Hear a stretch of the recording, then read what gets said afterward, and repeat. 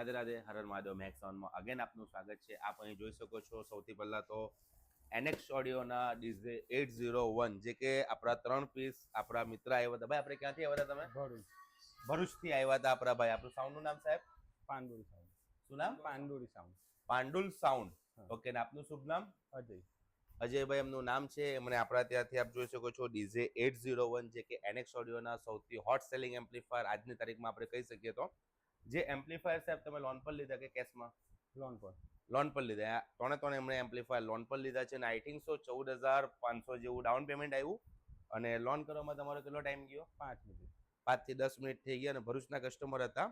આધાર card PAN કાર્ડથી એમની loan થઈ છે અને કોઈ બીજું ઓપ્શન નથી આવ્યું ને? ઇઝી થઈ ગયું ને? અને એનું તમને જીએસટી ઇનવોઇસ મળ્યું કે સાદું? સારું. જીએસટી ઇનવોઇસ મળ્યું કે સાદું જ ઇનવોઇસ? જો જીએસટી ઇનવોઇસ બિલ છે.